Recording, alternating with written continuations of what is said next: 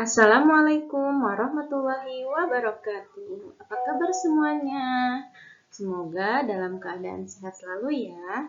Insya Allah saya di sini akan menjelaskan atau merangkum dari makalah tentang teknik pengembangan bahasa ekspresif dan produktif.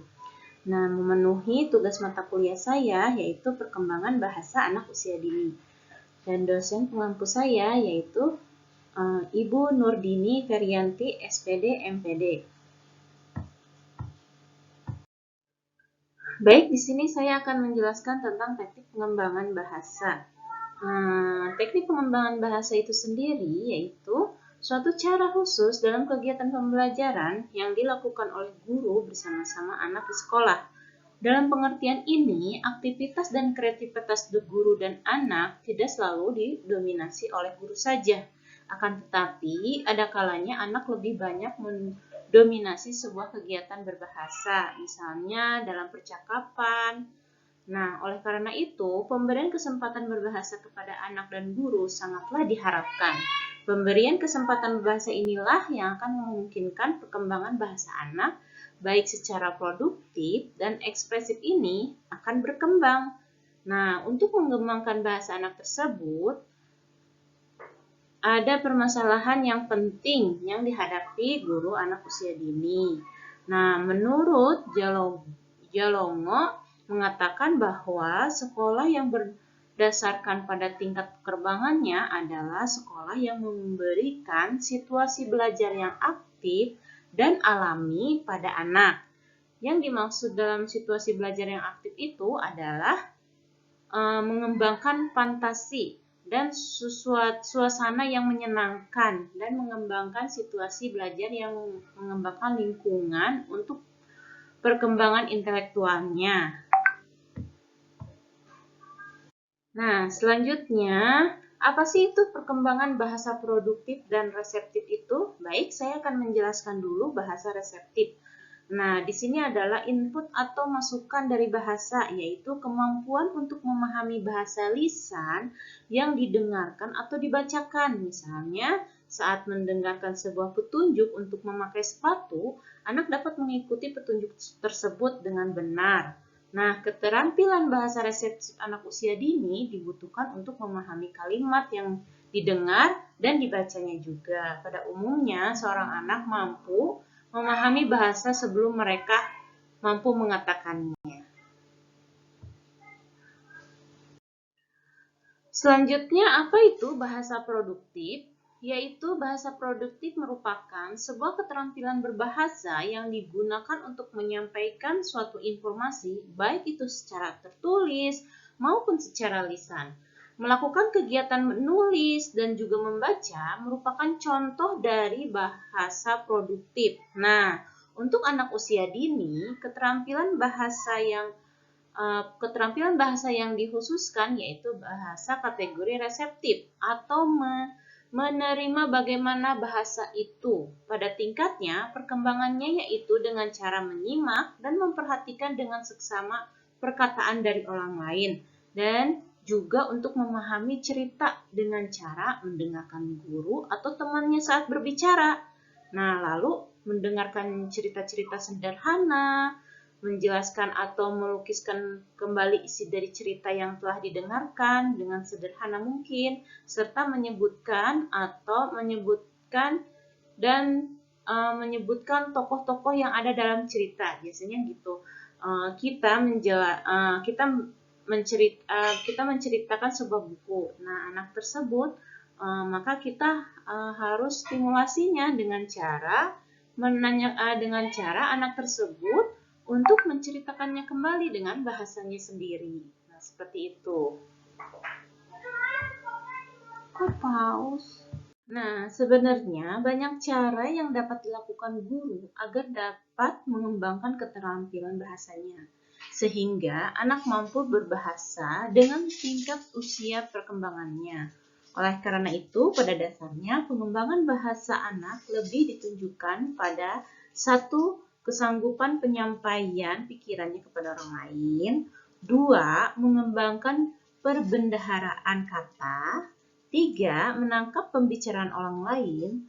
Dan keempat, keberanian untuk mengeluarkan pendapatnya. Nah, tujuan pengembangan keterampilan berbahasa tersebut tentulah menjadi program utama bahasa dan literasi yang berhubungan dengan bahasa ekspresif, produktif, atau reseptif, baik ucapan maupun tulisan.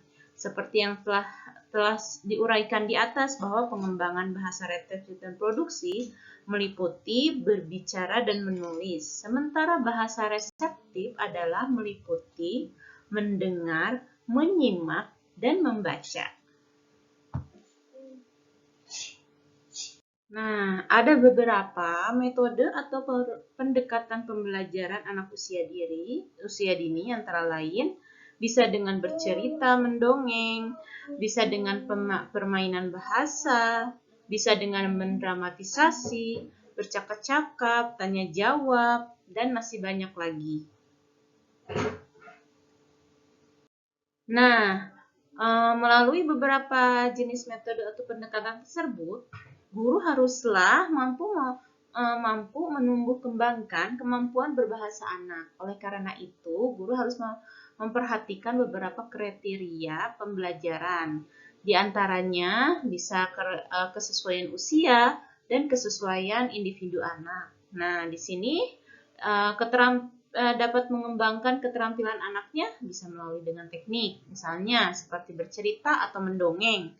Nah, anak dapat diminta melakukan kegiatan bermain atau berdrama atau bermain peran. Nah, di sini dibahas oleh Jalogo itu sendiri. Nah, baik, saya akan menjelaskan pendekatan atau metode pengembangan berbahasa anak usia dini yang tadi saya sudah sampaikan di atas, ada bercerita atau mendongeng. Nah, di sini kita akan menjelaskan satu persatu ya, teman-teman. Seperti bercerita atau mendongeng. Bercerita itu sendiri merupakan sarana untuk menyampaikan sesuatu melalui tuturan. Nah, mendongeng itu sendiri merupakan usaha yang dilakukan oleh pendongeng dalam menyampaikan isi perasaan, buah pikiran, atau sebuah cerita kepada anak secara lisan. Nah, hal apa saja sih yang dipersiapkan dalam mendongeng? Nah, tentunya kita dapat memilih materi dongengnya. Dengan kita melihat dulu usia anak-anak itu, materi dongengnya tuh yang sesuai dengan usianya atau bisa dengan sesuai temanya, tema kegiatan kita di sekolah. Nah, yang kedua itu penentuan sarana pendukung. Sarananya itu apa sih? Misalkan ada boneka tangan untuk kita bercerita, atau dengan wayang-wayang, misalkan gitu, bisa. Dan selanjutnya vokal suaranya. Nah, suaranya itu seperti apa sih? Ketika ada di dalam materinya itu ada marah, misalkan gitu. Kita harus ekspresi suaranya juga dengan nada tinggi. Nah, dengan suara misalkan memperbedakan suara satu dengan suara dua tentunya berbeda. Nah, kita harus perlu dipersiapkan suara atau vokal seperti apa yang kita akan sampaikan dalam mendongeng. Nah, penghayatan pada tokoh cerita. Di sini tentunya kita harus menghayati ya. Penghayatan itu seperti apa sih seseorang yang ada di dalam cerita itu gitu. Menghayati itu mendrama gitu. Apa yang ada di cerita itu sendiri. Ekspresi, tentu saja ekspresi dengan gaya kita ketika kita sedih, harus dengan ekspresi sedih, ketika kita sedang senang, dengan ekspresi senang, dan sebagainya. Gerak dan penampilan tentu saja harus dengan gerak dan penampilan ya. Geraknya, misalkan kita ceritanya tentang kancil, tentunya kancil ada melompat-melompatnya, nah itu dia, atau bernyanyinya, misalkan gitu. Kemampuan berkomunikasi, nah otomatis dalam mendongeng itu kita harus menarik audiens, berkomunikasi dengan audiens, bertanya atau bisa membantu dalam mendongengnya, misalkan menjawabnya si anak tersebut. Nah, masih banyak lagi. Jadi, kegiatan anak untuk merespon setelah mendengarkan sebuah cerita atau dongeng tidaklah selalu berupa tanya jawab. Nah, namun dalam bentuk lain, Jalongo menguraikan ada beberapa bentuk aktivitas sebagai upaya untuk mengembangkan bahasa anak sebagai pendengar. Aktivitas tersebut adalah bisa dengan berdiskusi, bisa dengan menerapkan pengalaman sensori terhadap benda-benda yang ada di dalam cerita. Nah, bisa dengan bermain peran dan berakting, bersandiwara, bisa menceritakan kembali apa yang sudah tadi didongengkan oleh gurunya. Nah, bisa juga menyusun gambar, memainkan drama kreatif dan drama kreatif seperti itu. Nah, selanjutnya yaitu bermain bahasa. Apa itu sih bermain? Bermain adalah salah satu bentuk kegiatan yang dilakukan anak dengan penuh ekspresi, dengan penuh kesenangan, aktif, imajinasi, kreatif, dalam bentuk gerak-gerakan spontan dengan penuh keceriaan. Nah, permainan ini pun dapat digunakan dengan alat ataupun tanpa alat.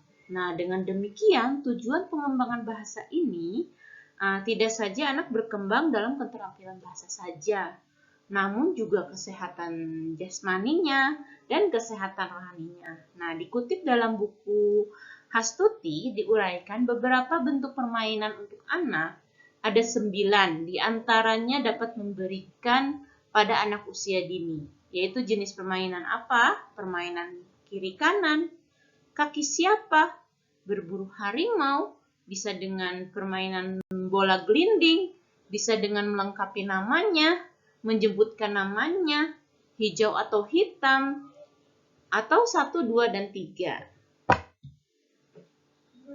Nah, selanjutnya ada bermain dramatisasi. Apa itu dramatisasi? Yaitu merupakan bentuk kegiatan untuk memerankan sebuah cerita atau lakon. Sebuah cerita dalam drama dilakukan oleh sekelompok permainan di mana masing-masing permainan mempunyai peran yang berbeda. Dalam upaya menumbuh kembangkan kemampuan bicara anak dan keberanian anak dalam berbicara, permainan drama ini sangat cocok dilakukan pada anak usia dini. Tidak jauh berbeda dengan sandiwara boneka. Hanya dalam drama anak tidak menggunakan alat peraga boneka, namun dirinya lah yang akan menjadi pemainnya. Nah, pada bagian ini hanya dibicarakan masalahnya tentang apa? Peragaannya, pertunjukan wayangnya, atau pembacaan sajak, atau drama terskripsi. Nah, kita tahu sendiri pembacaan sajak itu seperti bercerita, bernyanyi atau berpuisi. Nah, seperti itu ya. Apa itu drama terskrip? Drama terskrip itu sudah tersusun apa yang kita akan. Jadi kita sebagai guru harus membuat suatu drama dulu yang sudah dibagi-bagi, yang sudah terskip, yang sudah diketik, misalkan ini bagiannya cerita ini dan si A bagiannya cerita yang sebelah yang ini. Nah, itu sudah guru susun, sudah guru terskipkan. Nah, itu pertunjukan wayang seperti seperti pertunjukan wayang golek seperti itu ya, teman-teman. Nah, intinya dari semua teknik pengembangan bahasa reseptif dan ekspresif itu, intinya itu apapun yang dilakukan anak usia dini adalah pembelajaran. Untuk itu, bagaimana kita sebagai orang tua atau sebagai guru dalam mengarahkan anak tersebut?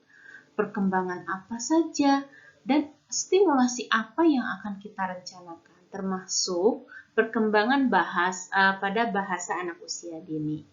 Nah, mungkin ini cukup sekian penjelasan atau rangkuman yang saya sampaikan. Kurang lebihnya mohon maaf. Assalamualaikum warahmatullahi wabarakatuh. Dah.